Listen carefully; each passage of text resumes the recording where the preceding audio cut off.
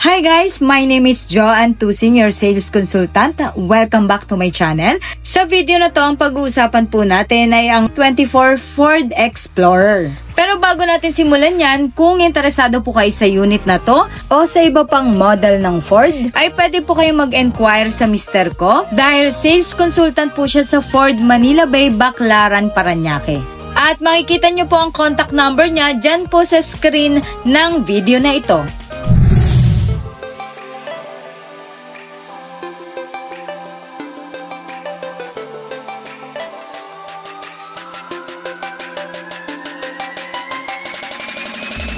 Ito ang 2024 Ford Explorer Limited 2.3 liter EcoBoost 10-speed automatic transmission. Ang 2024 Ford Explorer na ito ay all-new exterior design na po at makikita na ito po ay mayroong bold lines and sweeping contours. Talaga namang magiging ganado at confident tayo na i-drive ito dahil sa pagiging elegante at angas ng dating nito. Ang Ford Explorer ay ginawa para sa family adventures at dahil sa marami itong advanced technology, safety features, high technology, and very comfortable sa loob nito, kaya naman karamihan sa mga executive people ay ginagamit ito as their service papuntang office. Automatic naman nagagana ang windshield wipers once na-detect nito na may ulan or splash po ng tubig dahil equipped po ito ng rain sensing wipers. Unique and very attractive naman tignan itong headlamps ng ating Ford Explorer na sinamahan pa ng LED daytime running lamps. Sa ibaba naman ito ay mayroon din po itong LED front fog lamps kaya naman dagdag liwanag ito kung sakaling mapadaan po tayo sa mga tunnel, sobrang dilim na lugar o kaya naman sa mga mahamog or abutan man tayo ng malakas na ulan. Ang front grille naman ay equipped ng bright silver painted mesh grille insert with chrome bars kaya naman sophisticated ito tignan. Sa gitna naman nito makikita itong malaking Ford emblem. Nasa ibaba nito ay may camera na part po ng 360 degree view camera. Nakakatulong po ito para mas madali at mas safe po sa atin ang makapag-park kahit sa mga maliliit na parking space. Bukod pa dyan ay mayroon din po itong front and rear parking sensor nang sa ganon ay maalerto tayo kung sakaling may obstacles na hindi po natin mapansin. Makikita rin na mayroon po itong silver painted front skid plate na nakakadagdag style at makakatulong upang maiwasan na magka-damage ang ating bumper or yung underside. Sa pagbukas po ng hood, kailangan po 2 beses po natin to ipupull. Okay? Kasi pag isa lang po, aangat lang ng konti yon. Sa pangalawa, saka po pwede natin buksan. Okay? Pakita ko po. Ito pag una. Ayan, mapapansin nyo. Umangat siya. Kaso, hindi mo pa siya mabubuksan. Okay? And wala tayong lever dito, nakakapain. Kaya hindi siya mabubuksan. So, kaya nakalagay po dito na twice po natin ipupull. Ayan, ito yung pangalawa. So, mapapansin nyo, mas umangat na po siya. Tama? So, yan guys, pwede na natin siya i-open. Buksan. Ang 2024 Ford Explorer ay may engine type na 2.3 liter EcoBoost with auto start-stop technology. Very convenient po ito at nakakatipid pa sa fuel consumption at sa emission guys dahil automatic or mas mabilis nang nag-i-stop or nag-i-start yung engine. Pagdating naman po sa maximum power, ito ay mayroong 304 PS at 5,500 RPM at ang maximum torque naman po ay 420 Nm at 3,500 RPM. Then ito po ay naka 10-speed automatic na at dahil po sa mga yan, kaya naman po fuel efficient ito at nagbibigay ng better acceleration, mas accurate at mas mabilis ang pagpapalit ng gear. Sa pagbukas naman po ng fuel tank ay i-unlock lang po natin yung mga doors at i-press lang po natin ito. Then pwede na po natin itong i-open. Ang Ford Explorer ay mayroon pong fuel tank capacity na 70.4 liters. At ang fuel requirement po nito ay 91 plus octane. Sa pagsara naman nito ay i-close lang po natin to, press and then lock lang po natin yung mga doors. Maglalak na rin po ito. Ito naman po ang remote key ng ating Ford Explorer. Ito po ang unlock and lock button. Then ito naman po para sa pag-start and off ng engine. Ito po para sa lift gate. Para naman hindi basta-basta magka-damage ang ating mga doors, kaya naman nilagyan ito ng lower body side claddings. Actually, dagdag style na rin, mas naging sporty look dahil sa black color with chrome and Explorer accent nito. Kahit ang door handles ay premium din tignan, body color na ito with chrome insert. Para naman po sa safety while driving ay mayroon din po itong blind spot information system. So pag may sasakyan po na na-detect sa may blind spot ay magbiblink po yan sa part na yan para ma-alerto po tayo. Pagdating po sa side mirrors, ito ay naka-power adjust, power fold, side turn indicators at may paddle lamps na rin po. Nang sa ganun ay madali po nating makita yung aakyatan at bababaan po natin. Mapapansin rin po na mayroon itong camera dahil part po ito ng 360-degree view camera. Ang Ford Explorer ay mayroon din po sa tin roof rack side rails. So bukod po sa dagdag style, sporty look ang datingan, ay pwede po itong pagtalian ng ating mga luggage kung sakaling puno na po yung ating trunk. Maayos naman ang signal natin sa loob at bagay na bagay ang design nito dahil ito ay naka-shark fin antenna na. Bukod pa dyan ay mayroon na rin itong roof spoiler. Nakakatulong po ito upang ma-divert ang rainwater or mabawasan ang alikabok sa rear window at dahil po dyan ay mas mapapabuti po ang visibility para sa driver.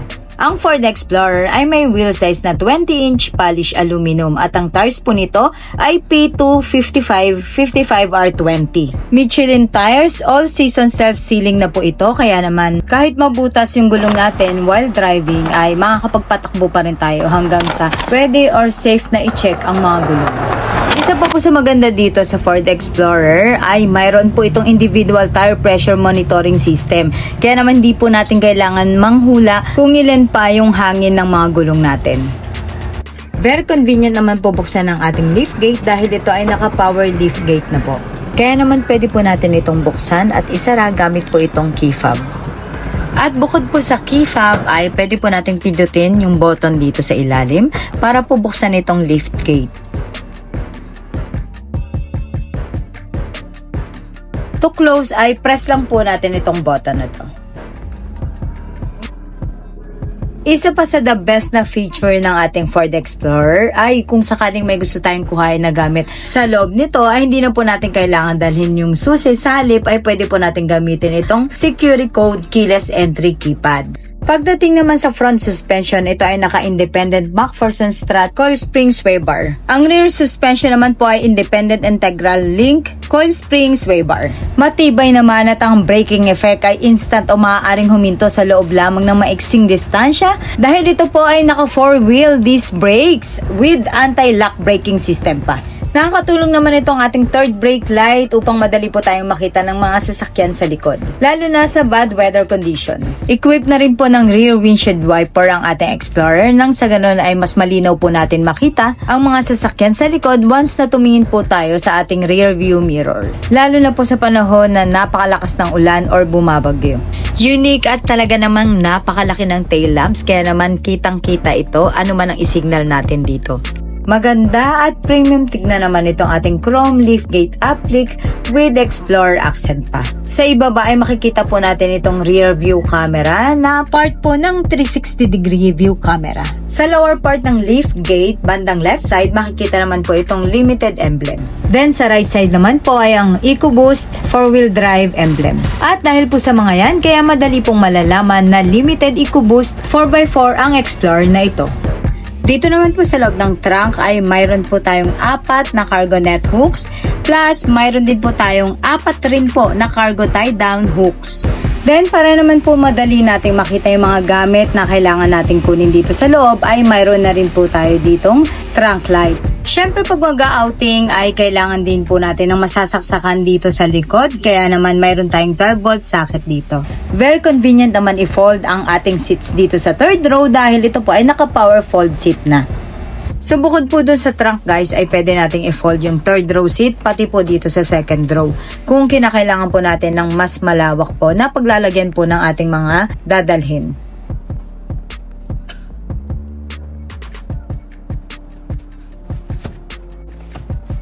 Ang Ford Explorer ay kayang-kaya idaan off-road dahil may ground clearance po ito na 208mm. At talaga naman napakaganda ng ambience dito sa loob ng Ford Explorer dahil equipped na rin po ito ng ambient lighting. Ang door panel naman po dito sa driver side ay may speaker na cup holder, bottle holder. At pagdating naman po sa armrest natin, grabe. Talagang hindi mabibitin dyan ang ating arms pag pinahinga natin. Ito naman ang button para po sa power fold ng side mirrors. Ito naman ang button para sa pag-lock po ng mga windows sa second row. Para po yan sa safety ng mga bata. Side mirrors power adjust. Then ito naman po kung ang i-adjust natin left. Then dito naman para sa right. And ito naman po ang mga switch para po sa mga windows. Pagdating sa speaker, grabe, napaka the best dahil ang ginamit po dito ay B&O. Siguradong napakasarap pakinggan sa tenga at ang malupit pa dito ay mayroon po itong 12 na speakers. At para naman hindi tayo laging nag-aayos ng ating posisyon ng upuan, ay pwede po tayong mag-save hanggang 3 memory seats. Nang sa ganon ay pipindutin lang po natin yung number kung saan po natin sinave yung memory seat natin, and then pag start po natin ng engine, pag prenas natin yung push start button, ay automatic po naayos na yung upuan natin kung anong position po yung sinave natin. Ang seats po natin dito sa front row ay equipped na po ng 10-way power adjust driver seat. Ito po yung may memory seat. Then sa passenger seat naman, ito ay naka 8-way power adjust. Naka-leather na with micro perforation and accent stitching pa. At ang maganda pa dito, ang front row seats natin ay pareho pong naka-heated and ventilated. Ang steering column naman ay power tilt and telescoping, kaya naman ma-adjust po natin ito depende sa gusto nating taas o layo nito sa atin. Komportable naman hawakan ng ating steering wheel dahil ito ay naka-leather wrap na at mayroon pa itong heated, kaya naman kung gusto natin ito maramdaman na medyo mainit ay pwede po nating i-on ang heated feature nito. Safe na safe rin po talaga tayo dito sa loob ng ating Ford Explorer dahil ang dami po nitong airbags.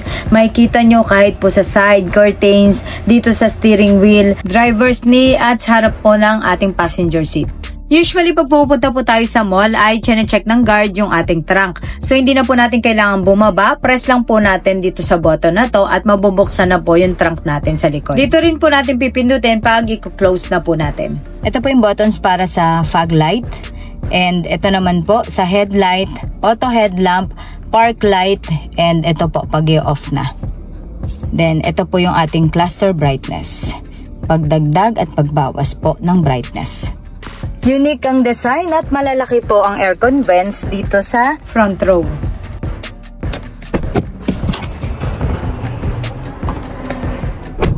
At dahil ang cluster screen ay 6.5 inch color LCD, kaya naman kitang-kita anuman ang isignal dito. Dito naman sa left side stock natin makikita itong lane keeping system, pati po itong ating signal lights. Then dito naman sa right stock ang switch po para po sa ating mga wipers. Dito naman sa steering wheel controls ay ito po yung ating gap setting, lane keeping aid. Ito naman ang increase and decrease of kilometers per hour, resume, adaptive cruise control, cancellation, volume, and mute sound. Dito naman sa right side yung control po para sa cluster. Ito yung menu, ito yung para sa up, down, and okay. Then ito po yung back. Sa baba po, ito po yung ating voice command at ito po yung ating pagsagot at pagbaba ng phone. Ito naman ang button para sa pag-start at stop ng engine. Napaka-premium ng dating, guys. Talaga namang napaka-the best ng Ford Explorer na to dahil bukod sa electric power assisted steering na to, napakagaan ng steering wheel, ay equipped rin po ito ng Evasive steering assist. Kaya naman kung hindi enough ang pagbe-brake, ay siguradong more steering effort na po para lang maiwasan ng collision. Ito ang ating center console. Tara, open po natin itong center console armrest. Ayan, ito po yung box, storage box. Malalim, guys, malawak, at mayroon po tayo dito 12 volt socket. Ayan pa, additional saksakan natin. Okay, very comfortable po itong ating armrest. And leather na yan, guys. Ito po ang button para sa auto start stop. Ginagamit po natin ito nang sa ganon ay mas mabilis po or automatic na mag-start at mag-stop ang engine. Ito po ang traction control, hill descent control, at ang ating drive mode settings. Ito naman po ang ating auto hold. Extension po ito ng electric parking brake. Very useful po ito sa mga stop and go dahil complete stop po ito until you press the accelerator. Ito naman ang button natin para sa electric parking brake. Very convenient din po ito. Napakadaling gamitin, guys. Bukod sa electric parking brake ay naka-rotary gear shifter na po ito kaya naman napaka-aliwalas at napakadaling kumilos dito sa loob. Mayroon din po tayo ditong napaka-premium tignan na 2 cup holders natin at sa side makikita nyo may pwede tayong lagyan ng cellphone dyan at ng susi. Tara, buksan po natin to. So press lang po natin to, guys, at dito may masasaksakan po tayo ng USB port, dalawa, isang type A at saka type C, then may 12 volt socket din po tayo. At pag nakasara to, guys, pwede rin natin ditong gamitin lapagan ng cellphone. At talaga naman napaka-premium ng ating Ford Explorer dahil kahit sa aircon, guys, ito ay naka-tri-zone electronic automatic temperature control. Then kung nilalamig naman po tayo at gusto natin painitin ang ating upuan, ay ito lang po ipe-press natin, guys. Then kung gusto naman natin painitin ang ating steering wheel, ay ito po yung button na pipindutin natin. At kung galing naman po tayo sa parking lot na tutok sa araw, yung walang bubong, sigurado mainit yung upuan. So pagpasok natin, pwede po natin gamitin itong ventilated. Press lang natin to, guys, para mawala agad yung init ng upuan natin. Then ito naman ang buttons para po sa heat and ventilated ng passenger na nakaupo dito sa passenger seat. Sa pagbukas naman po ng audio, press lang po natin ito sa gitna. Then ikutin naman po natin para sa volume. Kung medyo naiirita naman tayo sa tunog ng parking sensor ay pwede po natin i-off yan. Press lang po natin tong button na to. Ito naman po ang hazard. Then ito naman po para sa camera. Tune button ng car stereo. Sa itaas naman ng mga ito ay meron po tayo ditong parang tray. Yan, pwede natin dito paglagyan ng cellphone or kaya ng mga coins or kahit susi. Automatic naman na magdidim itong ating rear view mirror once na detect niya na naka-high beam po yung sasakyan na nasa likod. Dito naman po makikita natin kung naka-on or off po yung ating passenger airbag. Ito naman ang mga button para po sa map lights natin. Pero kung gusto po natin na automatic mag-off ang ilaw once na binuksan po natin yung pinto, ay i-press po natin ito para po mag-activate. I-check naman po natin itong eyeglass compartment. Ayan, guys, napakalaki nung space. So pwede any size po ng ating eyeglass. Ito po ang button na pipindutin once na bubuksan po natin itong sunshade. Ito naman po ang switch para sa retractable front glass panel.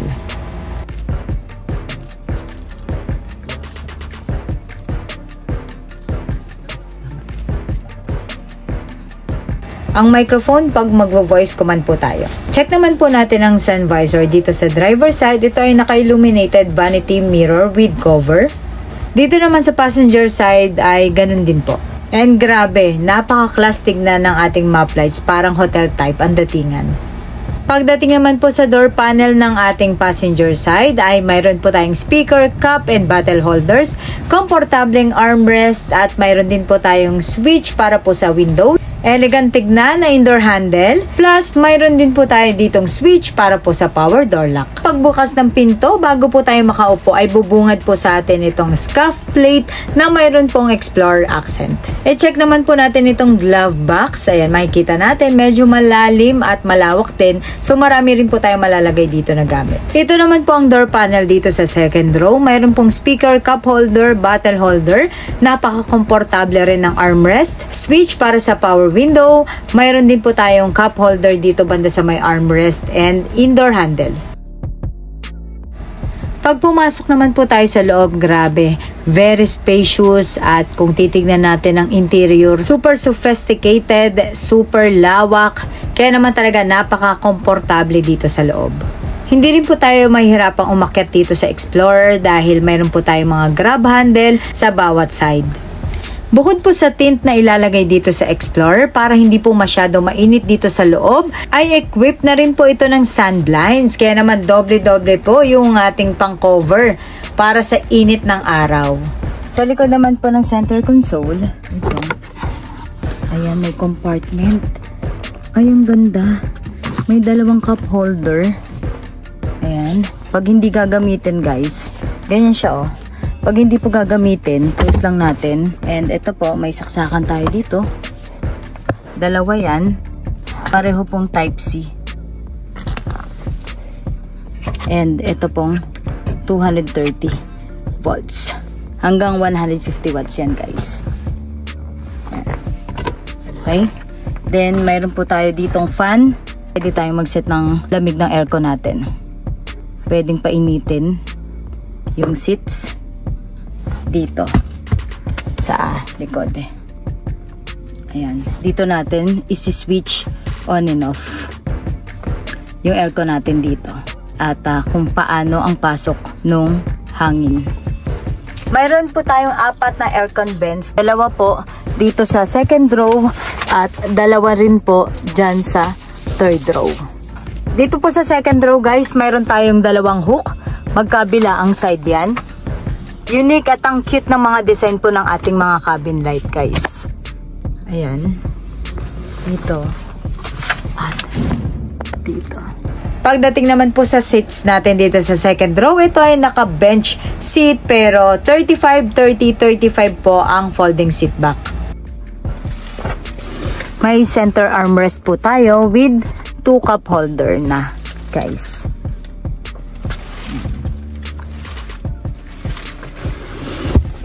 Equipped rin ng lower anchors and teeter anchors for children. At mayroon po tayo ditong 3 seatbelt.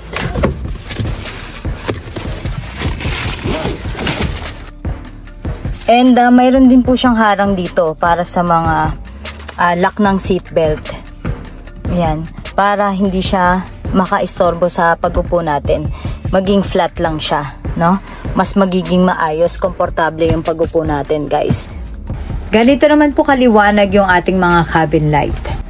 Sa totoo lang po, napakaganda niyang tignan. Maliwanag at talagang premium yung dating po ng ilaw.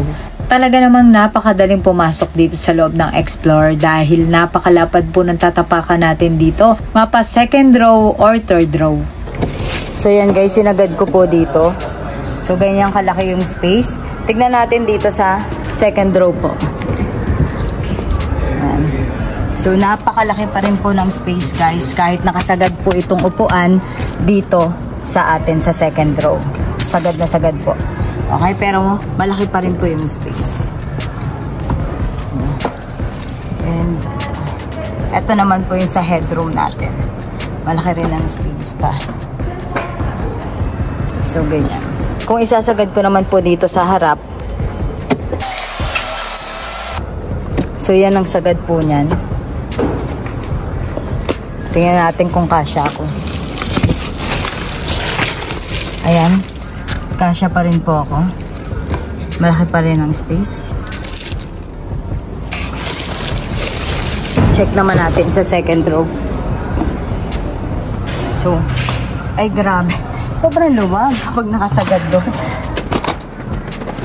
Si Juser po, 5'6" po yung height niya. Nakasagad po ito, hindi ko pa rin binago. Pero may space pa rin guys. Okay? Ayan, napansinin niyo po Ayan, wala na po yan nakasagad na po talaga yan. Okay? Ayan. May siguro mga 1 inch or 1.5 to yung space pa kahit sagad na yan. Okay? So, ganun po siya ka-spacious. Ganito naman po ang pagpasok sa third row.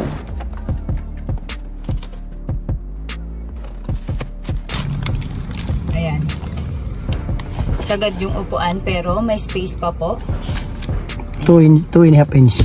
Okay. Kahit nakasagad to guys nakasagad na tong upuan dito sa likod. May 2.5 inch pa. Okay, so maluwag din talaga siya sa third row. So, paglabas po. Okay.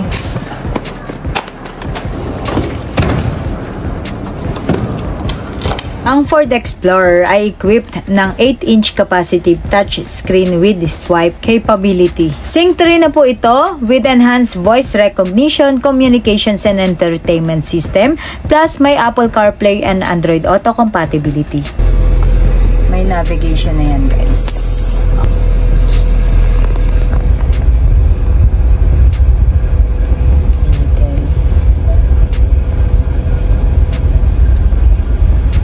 Windows. Okay, naka-remote. Power lift gate.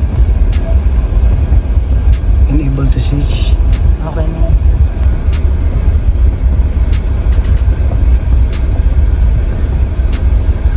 Mirrors. Okay. Auto-fold siya. Punta tayo sa Driver assistance. blind spot monitoring. Ito yung mga sa mga features ng safety. Dito tayo pagdating sa May mic yan. Okay. Wiper sliding. Yung laksan. Yung lock. Ayan o. auto lock, remote unlock, Driver's doors. All doors. Okay na. wala dito yung sa ayun, nandito. Sige, slide mo pa. Slide natin. General. Wow.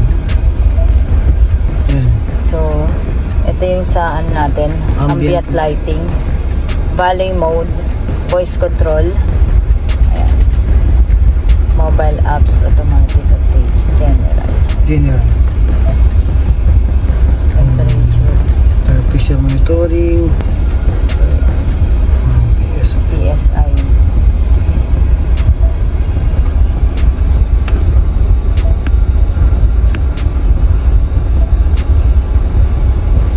dito ambient lighting tayo, magpaguhin natin. So yan, Okay. Gawin kong green. Tinan mo doon. green. So, Gawin kong yellow. orange yan. Orange. Lavender.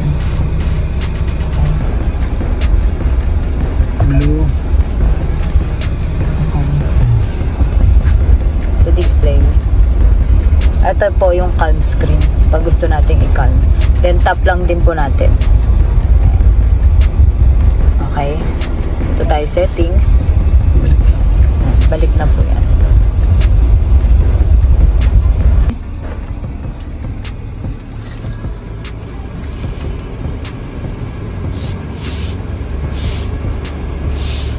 Oo nga, mainit. Minute? Mainit han. Oo nga. May init nga siya. So, ito yun guys. At dahil napakahaba na po ng ating video, kaya naman ilalagay ko na lang po sa screen yung iba pang features na hindi ko po nabanggit. Tulad po ng iba pang features ng mechanical at ng Ford Co-Pilot 360 Assist at ng ating mga safety and security features. Kasali na rin po pati yung dimensions guys. Ngayon, sa lupit ng mechanical features nito at dami ng comfort and convenience, driver assistance, safety and security features nitong ating Ford Explorer, ay magkano naman kaya ito ngayon? Ang 2024 Ford Explorer Limited 2.3 liter EcoBoost 4x4 10-speed automatic transmission ay nagkakahalagang 3,498,000 pesos.